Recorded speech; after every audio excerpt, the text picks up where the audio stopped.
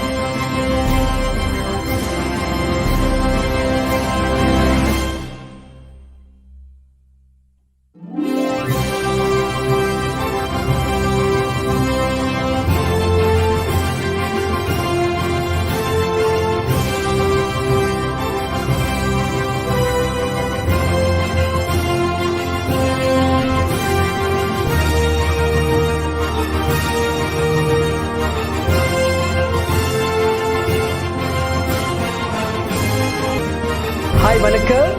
Now, your master Dr. Adrian Suresh, and I am now with Dato Padma Shri Dato Ramli Ibrahim, where we are here actually to have a shout out of our program on the 21st of June 2021. In the program, the first time Chair Yoga for Unity. Chair Yoga is something that I came up with your Zumba program.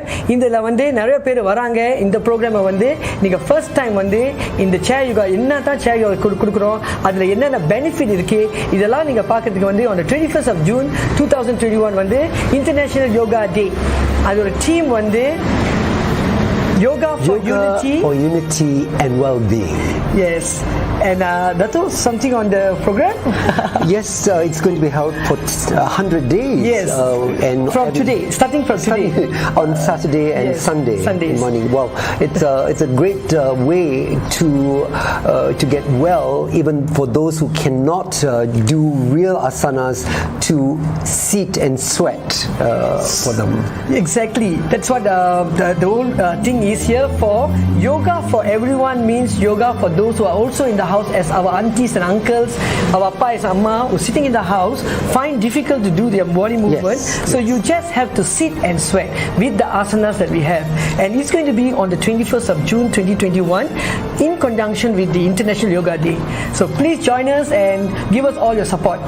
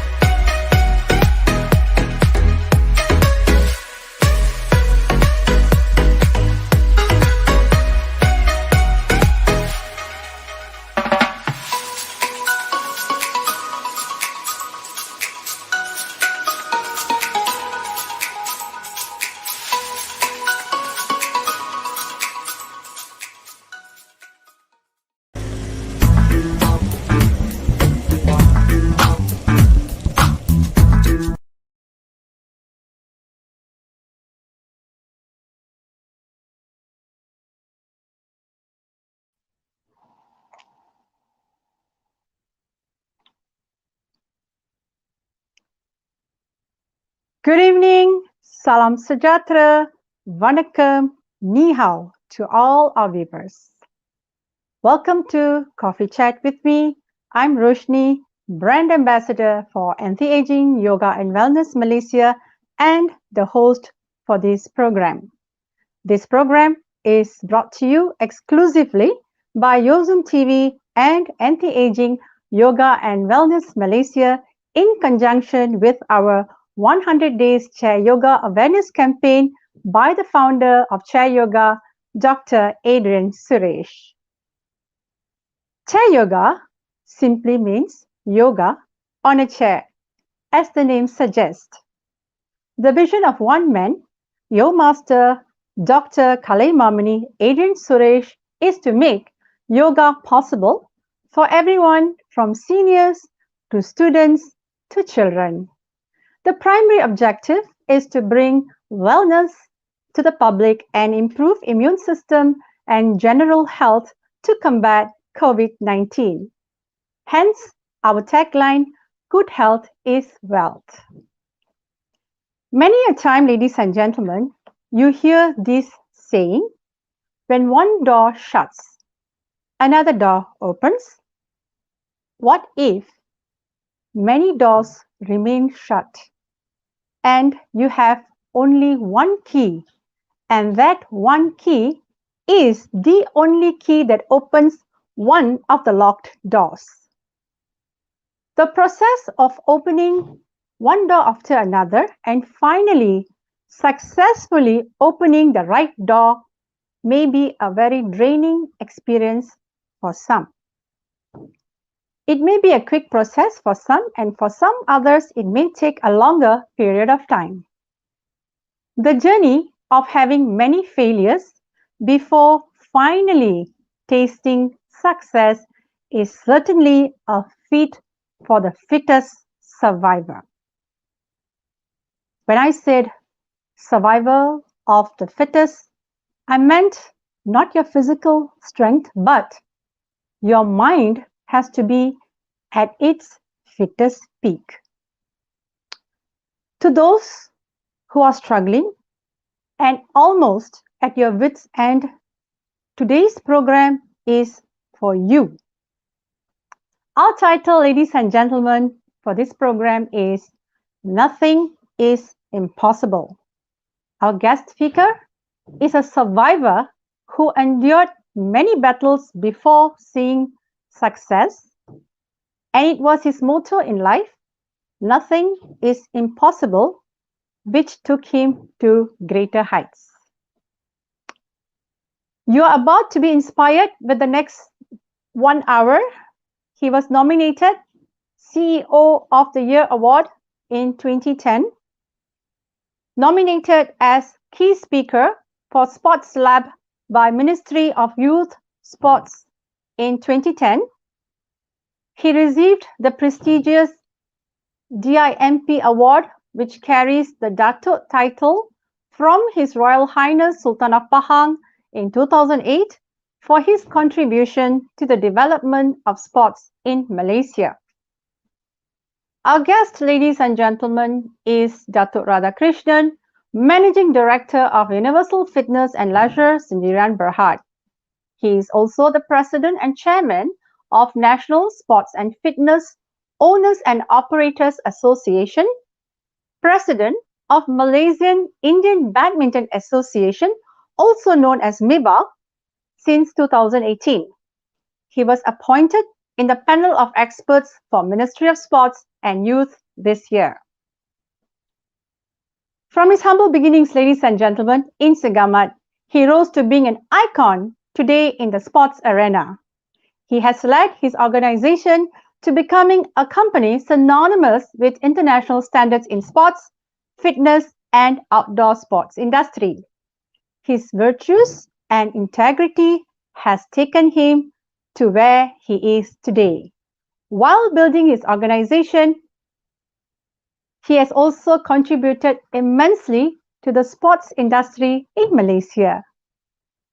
What sets him apart is his down-to-earth demeanor, his humble approach to life, and above all, what makes him dear to his employees is the way he treats his staff, each and every one of them, as his own family member. Ladies and gentlemen, let us now welcome Dato Radha Krishnan.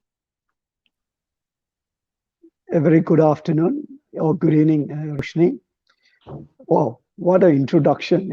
I think that is too much, Roshanee. Okay, I mean, you have started from my background. I would like just to pick up where you left at my background. Yes, I was born and brought up in Segamat. Nice place, good place to come up with. In a family of 8 of us, there was 5 girls and 3 boys. And my dad was a planter with Dunlop Estates, field supervisor with Dunlop Estates. I started with the primary school in Segamat, Bukit Ampar, before I went to the secondary school, the GS in Segamat. Segamat had a big Indian population, which at least about 30% of the population in Segamat was Indians. And they also produced some good sportsmen in that district. And food there was good. In my young days, I was quite involved with sports. Sports has always been in my blood. I started playing hockey. I also played soccer. I played badminton. I was a school gymnast. I was a Boy Scout. So as we go along, you will understand why I'm in this business. How come I came into this business is because what I grew up when I was young. I played hockey for Johor State, for the under 18 Johor State. Unfortunately, I couldn't make it to the Malaysian squad. So that was my beginning. It was a nice, small, I would say it's a small family, medium-sized family. And things was very good while we were going to school, as much as Dad had to work alone to support 8 of us. It was tough for him. But then I think the most important is that he had good children, who understood that how Dad is going through to support all of us. So we didn't give him much of a headache. And most of the time he was away because he was based in the estate and we stayed in the town. So Mom looked after us, and a beautiful mom of us who's still alive. My dad passed away about 13 years ago. So we grew up quite a bit as a very loving, very united family of all of 8 of us. So life in Segamat, I won't say it's that fantastic, but as a small town, you can easily get along, get on a bus, hop on a bus, go to school. Or I used to cycle, but I think it's about 8 kilometers. Morning, I used to go in a bus where there's a bus who picks us all up to go to school. Afternoon, when I had to go for my training sessions for hockey and anything, I used to cycle. That's about 5 to 8 kilometers, up and down about 20 kilometers, which was fun. And also when I had to go for tuition, I had to cycle for another 10 kilometers. So it was enjoyable. As much of it was tough and really difficult in the hot sun to cycle, but I made it through. So that was my beginning. Roshanee, anything else? Yes, I can see that. So thank you very much for the introduction of your childhood memories. And I can see it's definitely humble beginnings, I would say. And these were the simple old days when, hopping on a bus was just something, of a day-to-day activity. And having come with this kind of a background, it makes you appreciate every little thing in life today. Because the days that we come from, to the age that we are in right now, I would say there's huge difference. And somebody who's, has come from that era to this era will really know what is the value of life, Dato. And you are a perfect epitome of that, I would say. I like to add on here. Yes, of course, other than staying in Segamat, a small town, but early stage of our life, from when we were growing up until the age of 11, we were in the estate. We stayed in the estate. It's a nice estate. That is where I learned to go fishing. I enjoyed fishing, doing all kinds of things in the jungles and the estates, trees and all that. Getting used to playing with all kinds of animals inside there. So if you give me an opportunity today, which my wife always says, you must be crazy. You must be crazy. I say, if you give me an opportunity, I think I prefer to go back and stay in the estate life, which is so peaceful, so meaningful, and you enjoy the environment and the greenery that is there, and people are so friendly. They know each other, they help each other in the estate life. So, and nowadays when I see greenery, I get very excited. So, as I said, give me a chance, I'll go back to the estate. Yeah, but Yes, my wife told me, you can go back. I'm not coming with you. Yeah. It's Okay. always nice to be one with the nature, they say, Yeah. Well, I like the nature too, because, it makes me feel so, so real, so close to the earth. And Yeah. it's something that is very holistic, I would say. Anything that you do with the nature is very holistic. You're no stranger to the local sports and fitness industry for over decades, yeah, Dato. Your involvement in this industry has contributed greatly to the current growth and development of sports in the country. And the development, I would say, this was certainly no easy task. But of course, your pure grit and dedication and hard work has taken you to where you are today. That is a very huge, enormous feat, I would say, what you have achieved. How did you build this dynamic company of yours, which is Universal Fitness and Leisure Sdn Berhad? How Okay, did you start off this business? Okay, before that, I'll just give you some experience of me coming up to KL. I finished my Form 5 and I didn't know much to do. And in Segamat, there's no Form 6. If we have to do Form 6, we have to go to Muar or Johor Bahru or Melaka. So, and I wouldn't say I did very well, just scraped through, not too bad. So I didn't want to put too much of a burden on my dad, who had 5 daughters to get married and all that. So I said, okay, I'm not going to stay here and do nothing. I got to move on with my life. Fortunately, my elder brother at that time was already working in Kuala Lumpur. And he told me, okay, why not you come up and stay with me in KL and do what you think you would like to do. So I took that opportunity. I came up and stayed with my elder brother. On the time came and his wife, who looked after me.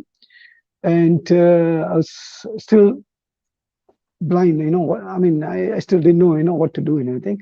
So I thought I'll just get a job and then decide what to do. So first job I got was with Barkat Industries, where I was a store boy, carrying all the boxes which comes to be packed into the racks and all that.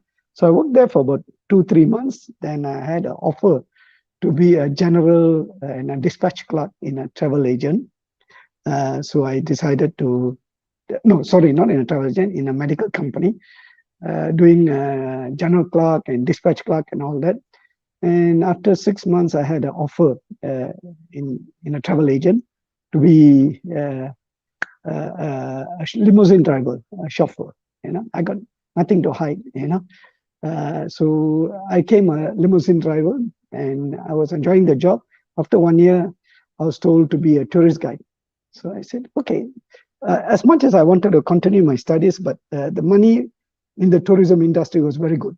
You cannot resist. Good money, good food, meeting a lot of people and all that. So it got me very excited. So I decided to stay on. From a tourist guide, I came as a branch manager, a transport manager. Then I was promoted to Singapore in '83 to head the Singapore operations. Then what happened was in '89, I didn't start UFL. I didn't really start. There was a lady by the name of Liven. She started UFL in '86 as a small sports and a fitness company, very small. She worked in GS Guild. She came out and started. So in '89, while I was working in Singapore, I met up the owners of a UFL, and the lady who was looking after the operation here, she wanted to get married and left. So they gave me an offer if I'm interested to take over UFL. I said, I don't know anything. I'm in the tourist line. I provide service. I collect money. That's it. I don't know anything else. Only know to smile and talk a lot, and provide the service and get the revenue. They said, no, it's okay. You give it a try. So I didn't know what was the company all about. Don't know. When I heard UFL, I asked them, what is it? They say it's a sports company. Oh, when they say sports company, I said, oh my God, because sports has always been in my blood. So it's almost 13 years I was in the travel business. And so I thought maybe it's time at the age of 33, I should make a move if I want to move up in life. I mean, 13 years has gone by in the travel line, and very good support of my wife, who told me to take the risk and said, it's okay. I was a bit worried also because I didn't know anything and I knew everything about what I know here. So I decided to pack my bags and come to Kuala Lumpur in '89 to take over UFL. And I thought, when I heard it's a sports company, I thought they were selling hockey sticks, a bit of football or badminton rackets and all that. But when I walked into the office, I saw snooker tables and some fitness equipment, and there was no sports equipment at all. It was a shock to me. I said, what did I get into?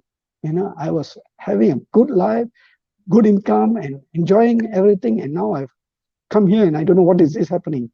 So I said, okay. And my wife said, no, you try your best and see.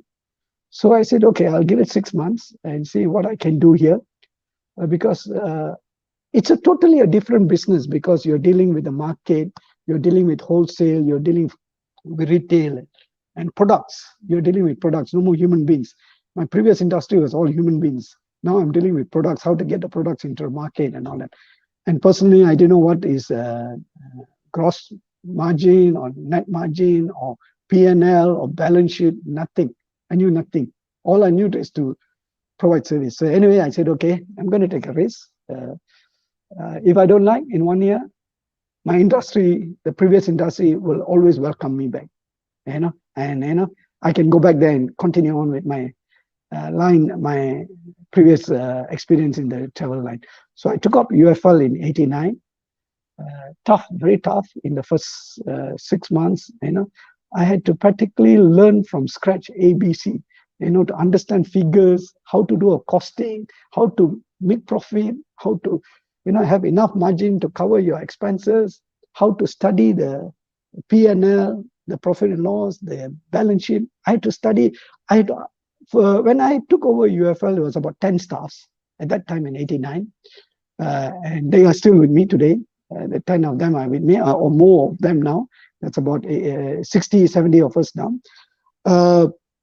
So I had to learn from them. I used to go out with the salesmen, ask them what they're doing, how they do the sales and all that. So it was a good experience. And I learned from scratch to understand everything. And so after 1 year, I felt a bit more comfortable in the business. I understood the business, so I said, okay, I'm going to stay put here and build this company. So the Singapore shareholders employed me as a general manager in '89. So by 1991, I managed to change some of the direction of the company, and they saw some good growth. In 1991, they appointed me as the managing director of UFL for taking through the company in 2 years, and there was no looking back after that. So I got into the pace of it. Then I knew that if I wanted to go further up or survive in this industry, I got to be different. I got to be different. I have to look at it different. And so I decided, okay, where is our growth going to be, or where I want my growth to be? Now, I have to say this.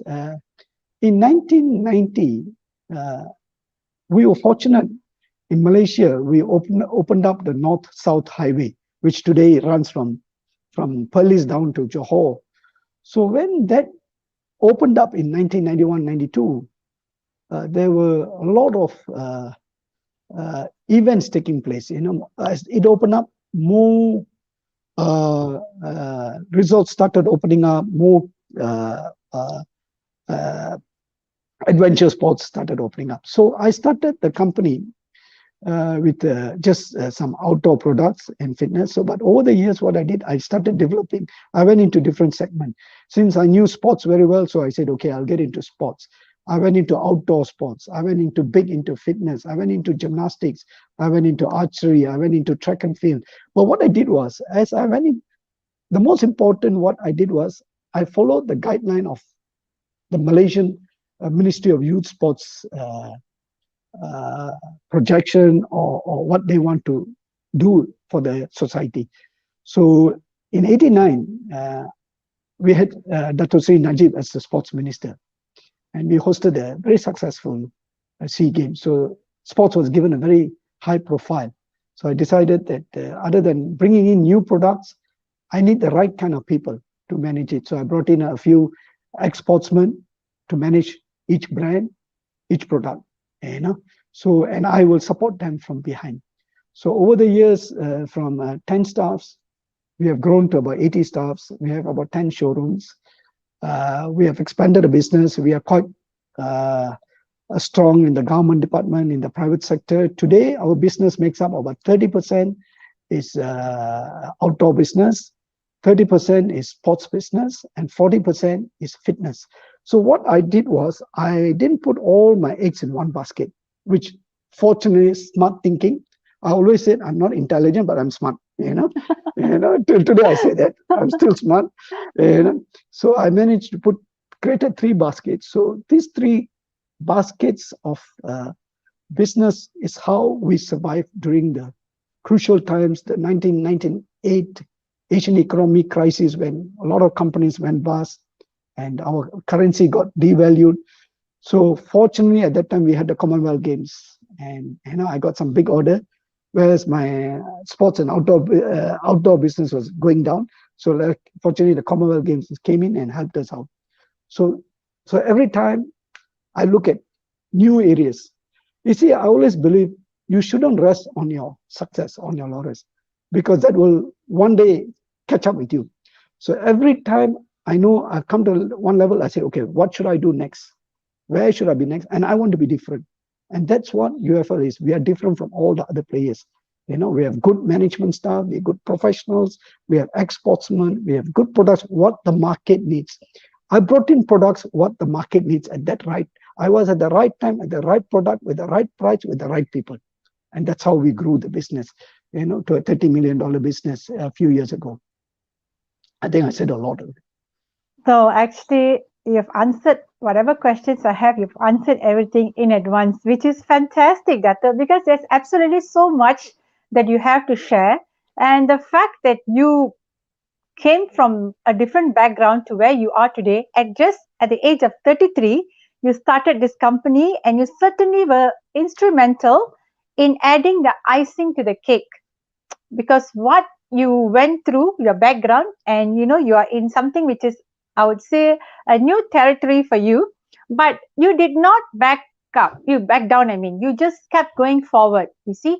And the fact that you are not complacent with your situation, with your environment, is something very admirable, because many people will become complacent as time goes on, but you were always looking for ways and means to improve and to make your business more successful. And you didn't just, as you so nicely aptly put it, you didn't put all your eggs in one basket. Many people do that, they still do that because they want to be safe. But you were adventurous, you were able to know and calculate everything in a very proper way, and you took the challenge. And the challenge is now rewarding you. Thank you very much, Dato. No, another thing, I'm also a risk taker. And I must say, other than my wife who was behind me all the way, I had very good employees, and today UFL is not because of me or what I did with the company. It's the team I had. It was a good team, and it's a team who was still with me. 80% of my staffs are still with me for 25 to 30 years.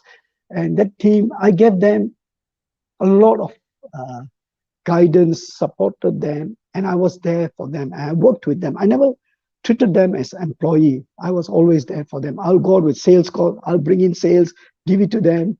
I'll make it a point, if they have any issues, they can come to me. I'll be there to solve their problem. And the most important is, very important, they must trust you. That's very important. Trust in the business is very true. Honesty, sincerity, integrity is very, very important. And they know that very well.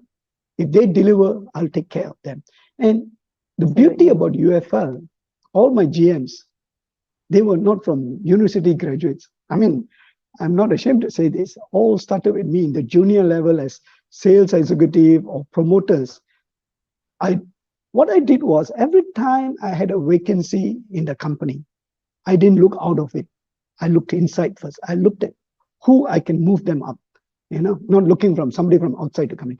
So if I find there's a candidate, I think this guy is good or this lady is good, but they need a push or they need a booster or they need somebody to push them up, I will give them that opportunity. And most of my GMs came up that way, and they're all with me. And I'm very fortunate to say, UFL is the only company today, a sports company, who employs the most amount of sportsmen after their career, because a lot of sportsmen after their career, I feel very sad. They are left idle and nobody cares for them.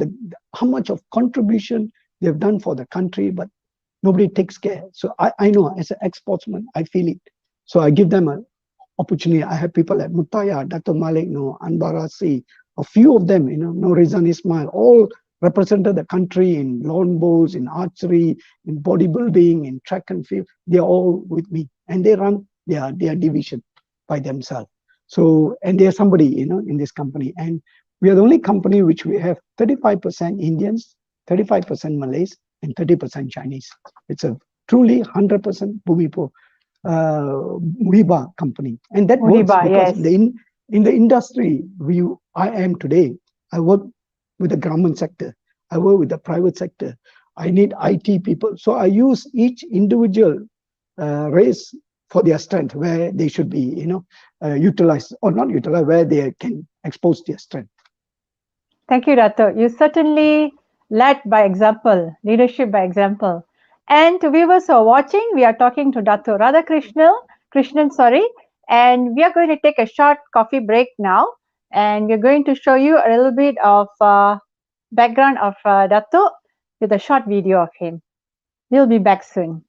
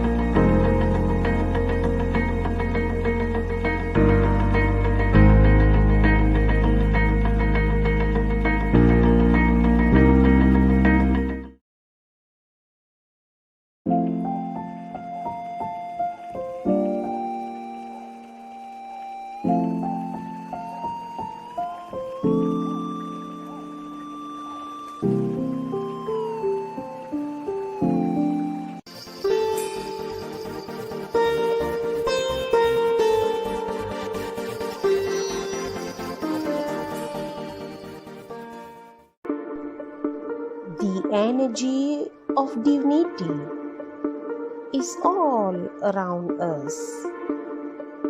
Tune your inner self and align with the divinity to radiate love, bliss, and inner peace for a magnificent life.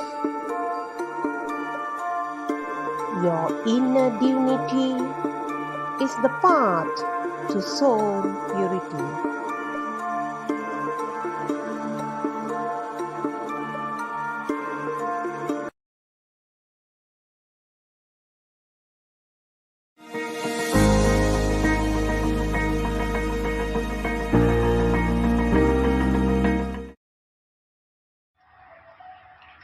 This is Hansi. I just finished a yoga therapy session with Adrian, and before this session, I have bottom pain and I was unable to move for one day.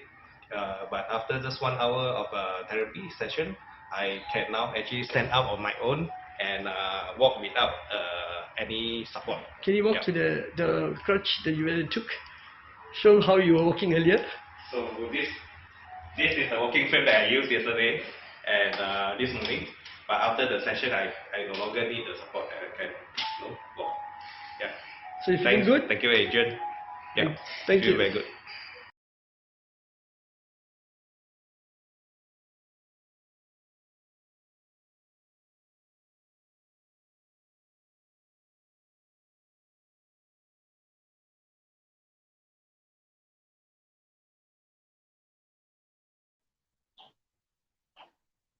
Welcome back, ladies and gentlemen.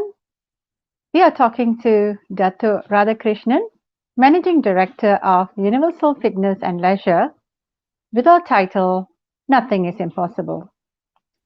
Welcome back, Dato. Thank you. Dato, before the break, we were talking about your staff strength and the diversity of your company and how you have everyone from all walks of life, different backgrounds.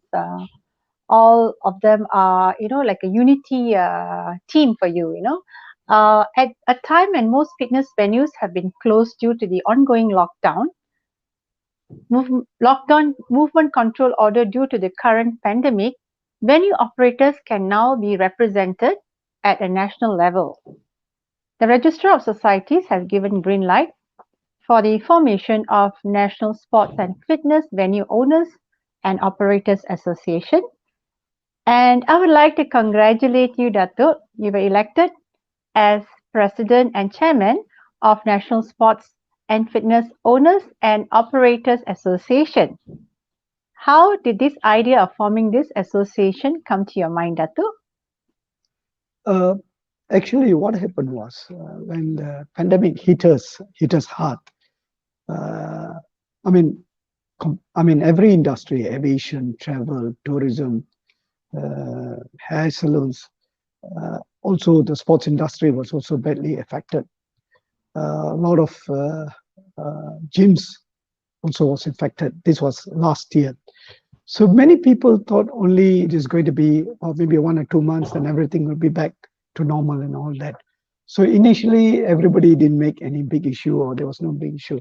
But as the pandemic prolonged and everything, quite number of the entrepreneurs, especially the medium-sized venue operators, started folding up or winding up, and everybody was in a loose coalition. Everybody was making issues and demanding this and that from the government. So most of them, the sports operators, the fitness centers, or the swimming pool owners, they were all writing to Ministry of Youth and Sports to ask for help and all that. But the Ministry of Youth and Sports realized that they cannot be dealing with so many individuals and not understanding the impact, the financial impact and all that is taking place, or how many of them are employed and all that. So as they was trying to gather data, information, it was quite a big problem. And they had to approach Ministry of Finance to give some grant to us and all that. But that, having said that, they still need to work with a body which is officially recognized and registered body. So the Institute of Sports, ISN, was told to look into this. So they identify a few operators and thought, okay, what we can do, how they can do it, and all this. But they need a leader who understands both aspects of the fitness and the sports industry, a businessman who understands, a businessman who can give them good ideas, a businessman who has gone through this, because I went through this in 1998 Asian economic crisis, where many shops winded up, and I had to involve myself in a think tank to how to help the sports industry and everything. So the National Sports Institute came to me and said, Dato, we need your help. Can you bring all this group together, find out what's happening, what they need, what the government can do and all that. I said, hey, come on, please go and look for somebody else. I got too much work. I'm sure I should be retired and having a good time now. No, Dato, we need your help. You have to do national service. I said, I've been doing national service all these years with so many sponsorship, events, seminars and all that. I said, and employing all the sportsmen is already a national service. So he said, one last step, please help us. So when I sat down on all of them, I said, okay, this doesn't work. We need a body. So that's how I said, okay, let's come up with a body where it represents both pinnacle of the society, which is big players, the sports and the fitness. And sports and fitness is interrelated. Sports needs fitness. Definitely, and fitness yes. also needs interrelated. As you play sports, you get injured, you go to the physio and all that. Of course, yoga is one of them. Also, yoga also plays a big role. Yes. I don't want to deny that. So it's a interrelated industry, sports and fitness. So I said, okay, let's not go in loose ends, and try to get things done. Let's come together, sit together, and come up with what we want. So we did that last year, and we came up with this name, the National Sports and Fitness Venue Owners and Operators Association. We registered, we applied at ROC to give us a license, but it took some time. It took some time because they really want to know it's not a political association or it's going to be political and all that's on and not politically linked and all that. They want to make sure that the people inside are not no politicians linked. So after Purely a few sports. months, purely sports for the Purely sports and fitness, yes. Yeah, and also I had to put forward a lot of ideas why we need to help. So finally we came out and we are now registered and we have about 200 members. Now coming to about 300, and we are looking at about 1,000 members all over. So the whole society of owners and operators are very excited. We have regular meetings every week to come up with ideas. We are formulating some good proposal to be given to the government. The government has already given us a support. So, and I was with the KSU of KBS last week, and he's very happy that there's some body moving the sports industry. So we are going to get some benefits coming out of it, which is already in the pipeline and all that. So that will help the industry. Yes, Dato. In conjunction with our 100th day celebration for Anti-Aging Yoga and Wellness Malaysia, we are looking forward to joining your association because our program is also a unity program. We have come up with this 100-day chair yoga program for the wellness of the public and to bring awareness that sports and fitness and a holistic lifestyle is one way of combating COVID-19 and to staying healthy. And we have actually reached people from all walks of life. Today, being the 83rd day, we have come across many testimonies, as you would have seen during our break. Many people have adapted this as a part of life because chair yoga is for everyone, not just for the seniors, it's also for students and all those people who are working from home. So I believe during this lockdown, many industries faced challenging times, especially the sports industry, fitness industry, dance studios, yoga studios, everyone were affected. But the beauty of it all is that we inspired ourselves. We kept moving forward. We did not allow this pandemic and this lockdown to stump us and to halt our intentions of bringing wellness to the public, I would say. And on your part, I would say you have done a tremendously wonderful thing of forming this association. And we are very proud to be a part of your association and looking forward to greater ventures with you, Dato. And as I was talking to you about our 100th day celebration, which will coincide with Malaysia Day on the 16th of September, we are going to have a grand celebration and you are invited to be a part of our VIP guest. That will be online as well, live or online. And later on, we'll have a physical celebration once the MCO is lifted, probably towards the later part of the year. Thank you. Thank you. It's an honor for me to be involved. I mean, I've always had a very high respect for the yoga industry, and I think they have contributed quite a lot to the wellness of the Malaysian society.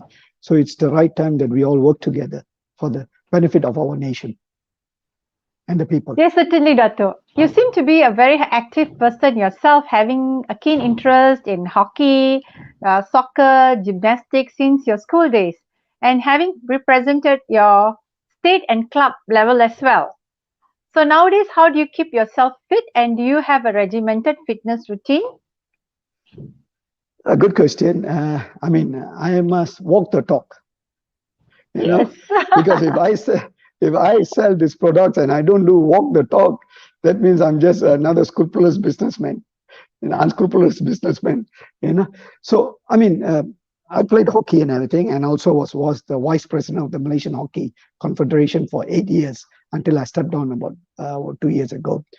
So I make it a point, since the industry I'm in also fitness, so I make it a point that I must know what is happening. So if only I get involved with it, then I know. When I talk to customers, I know that what I'm talking. So what I do is every morning for 5 times a week, I work out for 1 hour or 1 hour 10 minutes. I do the cross trainer, I do dumbbells, I do my bicycle, sometimes my treadmill, and I burn about 500 calories. This is my watch. This is my coach, where it tells me what I'm doing, how many calories I'm burning, what distance I cover. So I mean, I'll make sure that I have to be safe, because when you're exercising, you need to be quite safe. So it shows how many calories I burn, all that. So every morning I have this with me. What happened was before the COVID pandemic and all that, I work out in my house 2 or 3 times a week.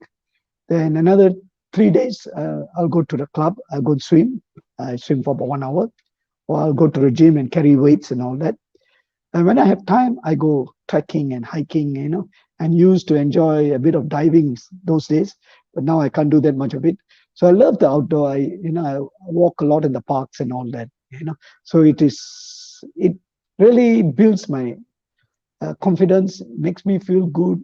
Not only looking good. I mean, most important is feeling good and having a good health. That is the most important thing. And I try and preach this to whoever I can. You are certainly a role model, Dato. I would say that. Many people can take you as a very good example, because people becoming very complacent, as I said, especially being at home. They think I'm at home, I'm okay, I'm healthy, I'm eating right and all that. But only when you keep your body physically active, like you get your proper circulation of oxygen, everything in as it's supposed to be, then you can feel In yourself moderation. getting healthier. Yeah, in moderation. You get yourself, you feel yourself healthy.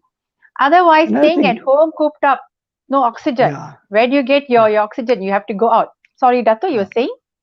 Yeah, and I think it's not just because I'm in the fitness business and I have the equipment. I'm just fortunate I have the equipments with me. But what I'm trying to tell everyone is, you don't need all these high-tech equipments and all that. You don't need all this. You can do a lot of stretching. You can do a lot of individual exercise in your own home, push-ups and jumping and all that, or skipping rope and everything. So some people say, "Oh, you got equipments, you're lucky." I said, "I'm just fortunate. I've been there in that business. I got equipment." But you can do it without all these equipments. You can. I mean, worst come to worst, go for a walk or jog, or you can do so many exercises in your own home. So, and also, exercise is important, but also your food, your sleep, all that are important to make you a healthy person. That's absolutely wonderful, Dato. Truly inspirational, I would say, because people think only with equipments I can get better, or I can, become more fitter. But you are a true example that you actually don't need to give those excuses. If you want to do You know, something, you can do it. yeah, It's all up another thing, here. Roshni. Yeah, it's all another thing, Roshni. Yes, Uh, Dato. some of them will tell me this, even when I started exercise, it's the same thing. I get lazy one day exercise, second day I say, wait, 2 days, 3 days. So what I did was, in the 15 years ago or 20 years ago, I put fear in me. I put fear in me to exercise. And then it worked. I get up in the morning, very lazy to exercise. Then I think to myself, oh my God, I don't want to get a heart attack. I don't want to get a diabetes.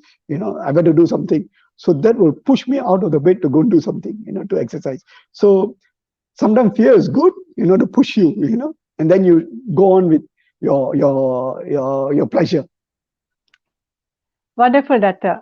So we're almost coming to the end of our program, but I've got 3 rapid fire questions for you. And Okay. you are our lucky selected guest, because this is the first time since we started our coffee chat, I have come up with rapid fire questions. So Okay. sit back, relax, and enjoy the rapid fire questions from me. Rapid fire question number 1. If you were to write a book, what would it be? What would the topic be? In short sentence. Okay. Firstly, of course, my experience from a different industry coming to a sports industry and making it successful with all the teamwork which I had, and the most important, the sportsmen who with me. But one thing I would like to write is, which is said in the industry, many years, over the years, we had a lot of Indian sportsmen representing the country in Asian Games and Olympics and all that. But today, all of them has disappeared. So I would like to write a book to say that what has happened to our society, or our Indians who did well and no more in the industry, and what we need to do to bring them back. That would be my first priority. Wonderful. So there you are, viewers. That was his answer. Short and sweet, but very precise. Okay, this is a rapid fire question number 2 for you, Dato'. If you could turn back the clock, is there anything that you would like to change in your life, and why? Actually, if you really look at it, I had a good life, and I always thank God for giving me a good life, and good people around me and everything. Every phase of my life, from a student to working life and to being a boss, it all brought success, and I have enriched people. I've helped a lot of people to grow up in the industry, and today they are very successful. I'm very happy to see that. So I wish I could have done more, to make our society understand the reasons they need to keep health and fitness with them. Follow a good health and fitness program and all, which is very important. Maybe that I could have done better in that aspect. But overall, I have to say I am very satisfied. My life is contented.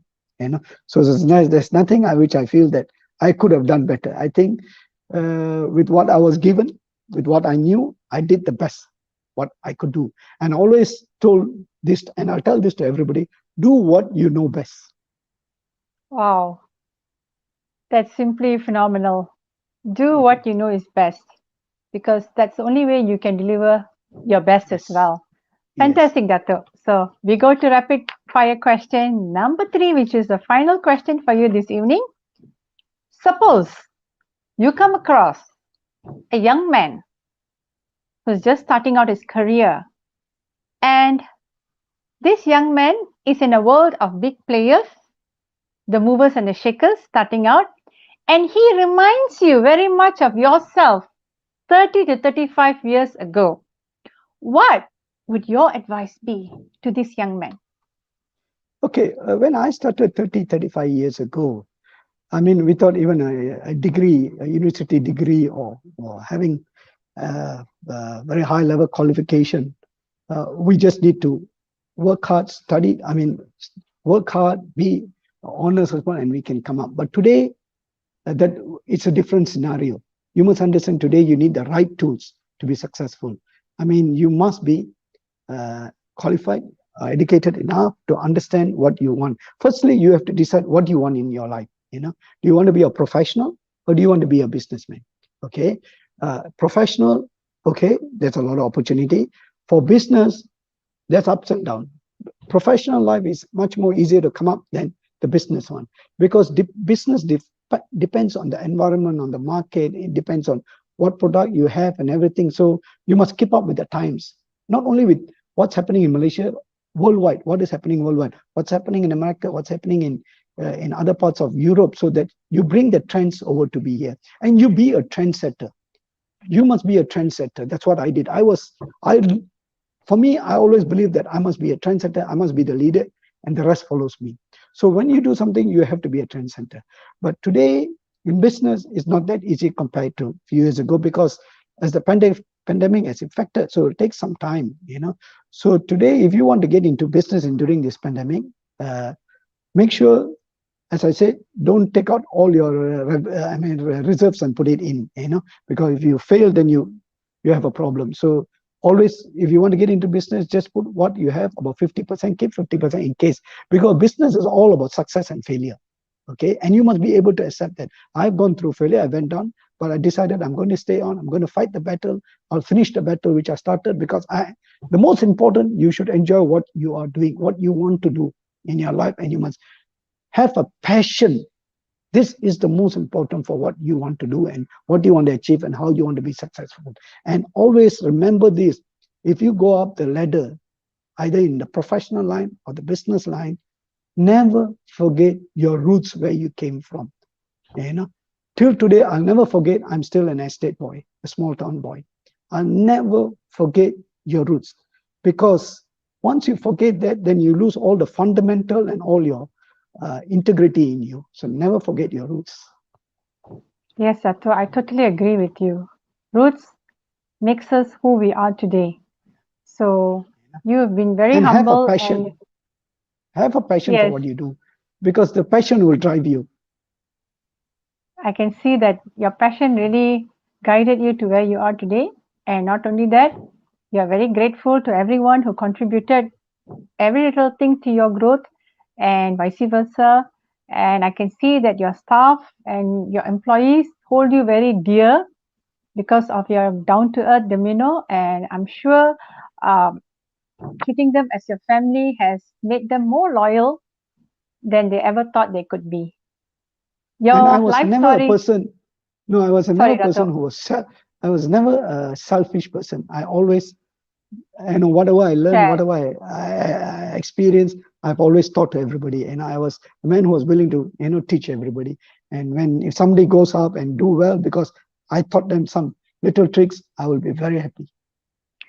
I always believed in this, Dato. When you are somebody who's willing to share, what happens is that your growth will happen in stages. You will not go up very high very fast, but it goes in stages because you're sharing. And this is the kind of leaders we need today. Leaders like you who are willing to inspire, you're willing to share, and you're always motivating. And your life story and achievement is a fitting tale of success. You walked your talk, and your track record and your accomplishment proves that nothing is impossible, because you, Dato Radhakrishnan, you made the impossible become I am possible. Yes. Thank you very much. It's been a really enlightening and wonderful chat with you, Dato.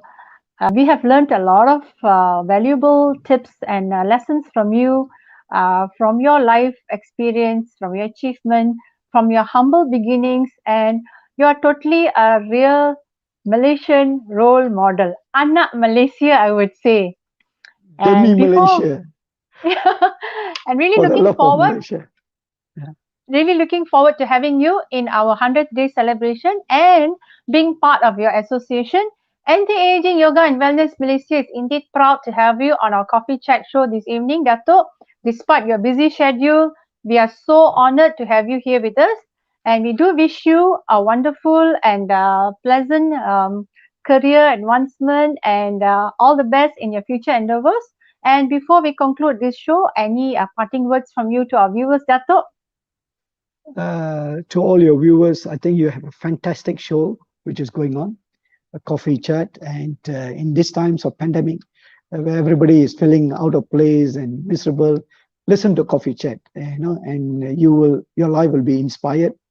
And I'm also very proud that you all are having the 100-day celebrity yoga, the chai yoga, which is going on. And now it's about 83 days. And you said one thing, good health is wealth. Health is wealth, so always take care of your health. Thank you, Dato. We wish you all the best. Please stay safe and take care of your health. Thank you very much, Dato. Thank you, And to the Roshanee. viewers you're watching, thank you, Dato. This is Dato Radhakrishnan, and he's the Managing Director of Universal Fitness and Leisure in Jan Berhad. And we are going to leave you with a few video clips of Dato Radhakrishnan. His famous quotes will be shown to you. I hope he has inspired many of you young budding entrepreneurs out there. Just remember Dato Radhakrishnan's words, if you ever feel down, nothing is impossible. Okay? Keep moving forward. And this is Roshanee signing off with Coffee Chat this evening. We'll see you again next week. Until then, stay safe and be healthy, everyone. Take care. And thank you.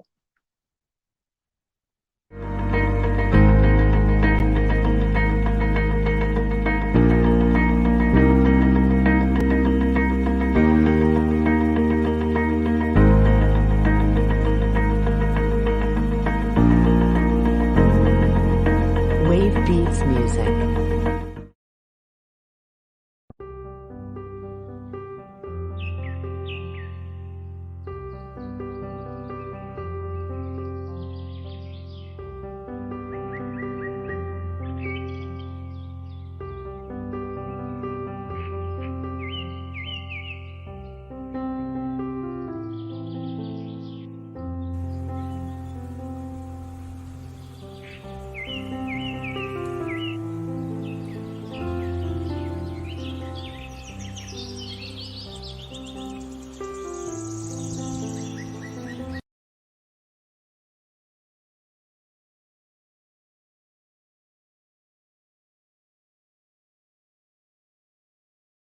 Welcome, Selamat Sejahtera, and a good day to all of you.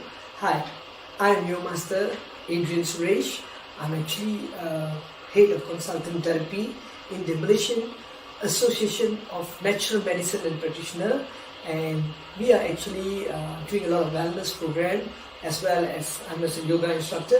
I'm coming out with a lot of programs. One of the program, I'm also a founder of Anti-Aging Yoga Wellness Malaysia, as well as Your Zoom. So these are the very popular program that many people are now following my program.